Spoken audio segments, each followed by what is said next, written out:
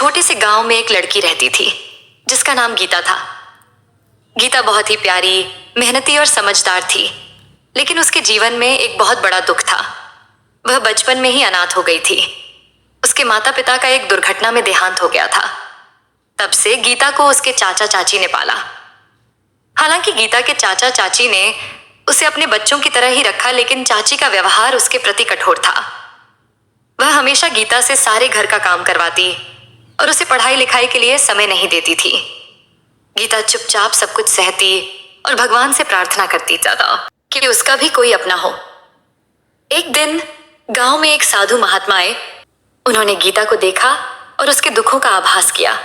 साधु ने गीता से कहा, बेटी, जीवन में कभी हार मत मानना। भगवान तुम्हारे साथ हैं, बस तुम सच्चे मन से अपना कर्म करती रहो। साधु के शब्दों से गीता को नई प्रेरणा मिली। उसने निश्चय किया कि वह पढ़ाई करेगी और अपने जीवन को एक नई दिशा देगी।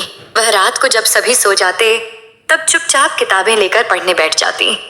उसकी लगन और मेहनत देखकर गांव के स्कूल के एक शिक्षक ने उसकी मदद की और उसे स्कूल में दाखिला दिलवाया। गीता ने पूरी मेहनत से पढ़ाई की और धीरे धीरे उसके परिणाम आने लगे।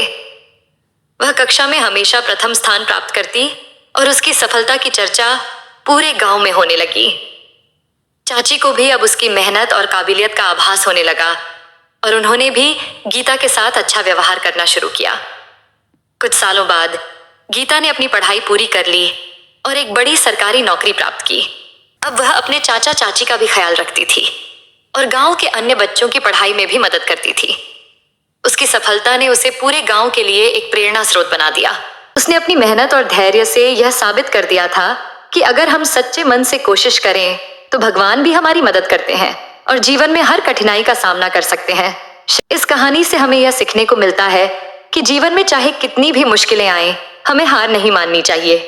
मेहनत और धैर्य से ही सफलता प्राप्त की जा सकती है।